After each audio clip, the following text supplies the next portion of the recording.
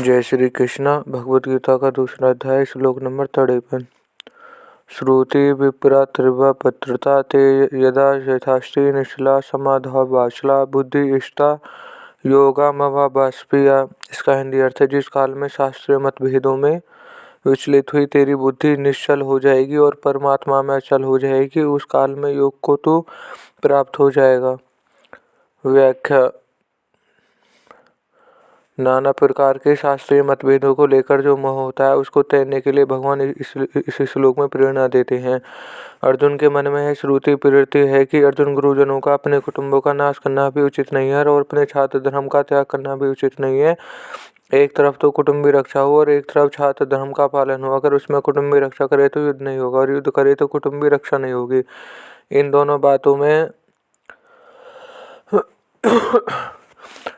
बातों में अर्जुन की श्रुति विपरीत, जिसकी उसकी बुद्धि विचलित हो रही है। तो भगवान शास्त्रीय मतभेदों को बुद्धि को निश्चल और परमात्मा के विषय में बुद्धि को चल करने की प्रेरणा देते हैं। पहले तो साधक को इस बात में लेकर संदेह होता है कि सांसारिक व्यवहार को ठीक किया जाए या परमात्मा की प्राप्ति की जाए। फिर उसका ऐसा निर्णय होता है कि मुझे तो केवल संसार की सेवा करनी है और संसार से कुछ लेना कुछ नहीं है।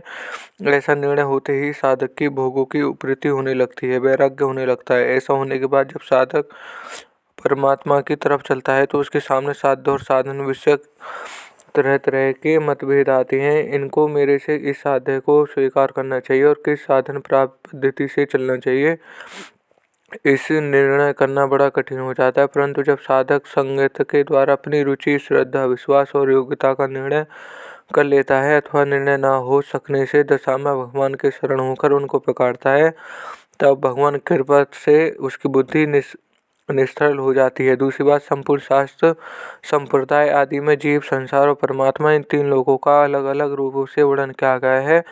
इसमें विचार पूर्वक देखा जाए तो जीव का स्वरूप चाहे जैसा हो पर जीव मैं हूँ, इस सब में एक मत है। और संसार का स्वरूप चाहे जैसा हो पर संसार को छोड़ना है, सब में एक मत है। और परमात्मा का स्वरूप चाहे जैसा हो पर उसको प्राप्त करना है, सब में ऐसा एक मत है।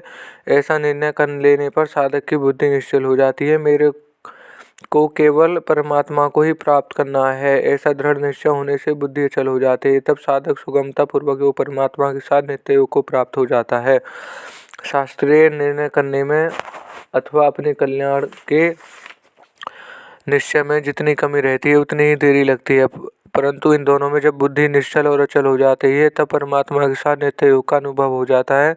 संसार से संबंध विच्छेद करने के लिए बुद्धि निश्चल होनी चाहिए, जिसको छठे अध्याय के 23वें श्लोक में दुखा संयोग योग में पद से कहा गया है। और परमात्मा के संबंध जोड़ने के लिए बुद्धि चल होनी चाहिए, जिसको दूसरे अध्याय के 48वें श्लोक में समत्वा योगा उत्थ से पदों से कहा गया है। यहाँ तथा योगा वाष्मसी पदों से जो योग की प्राप्ति बताई गई है, वह योग ऐसा नहीं है कि पहले परमात्म तत्व के वियोग था, उस वियोग को मिटा दिया जाए तो योग का हो गया, परंतु असत पदार्थ के साथ भूल माने हुए संबंध का सर्वथा वियोग हो जाने का नाम योग है। अर्थात मनुष्य की सदा से वास्तविक स्थिति है, उस स्थिति में स्थित योग होना योग है। एक वास्तविक स्थिति ऐसी विलक्षण है कि उसमें कभी वियोग होता ही नहीं, होना संभव ही नहीं। उसमें संयोग, योग, भोग आदि कोई भी शब्द लागू होता है, केवल असत के माने हुए संबंध को त्याग को ही यहाँ योग संज्ञा दे दी है। वास्तव में यह योग नित्य योग का वाचक है। इस नित्य योग की अनुभूति कर्मों के द्वारा ही की जाए तो कर्म योग, योग विचार के द्वारा की जाए तो ज्ञान योग, प्रेम के द्वारा की जाए तो भक्ति योग, संसार के लय चिंतन के द्वारा की जाए तो लय योग, प्रणाम के द्वारा की जाए तो हठ योग और यम नियमी आदि अंगों के द्वारा की जाए तो अष्टांग योग कहलाता है। परिशिष्ट भाव। मोह के दो विभाग हैं। मोह कलेग अर्थात सांसारिक मोह, शुरुपति यथार्थ शास्त्र दर्शन मोह, शरीर, स्त्री, पुत्र, धन, संपत्ति आदि में राग होना सांसारिक मोह है। और द्वैत, अद्वैत, विशेष द्वैत, अद्वैत और दार्शनिक मतभेदों में उलझना जाना शास्त्रीय मोह है। इन दोनों का त्याग करने पर मनुष्य भोगों से वैराग्य हो जाता है, उसकी बुद्धि स्थिर हो जाती है। बुद्धि स्थिर होने पर योग की प्राप्ति हो जाती है, अर्थात परमात्मा की दूरी मिट जाती है और समीपता हो जाती है। कर्म योग से समीपता हो जाने से योग भेद और भक्ति योग से भिन्नता होती है। कर्म योग और ज्ञान योग दोनों में एक की सिद्धि होने पर साधक दोनों का फलों को प्राप्त कर लेता है।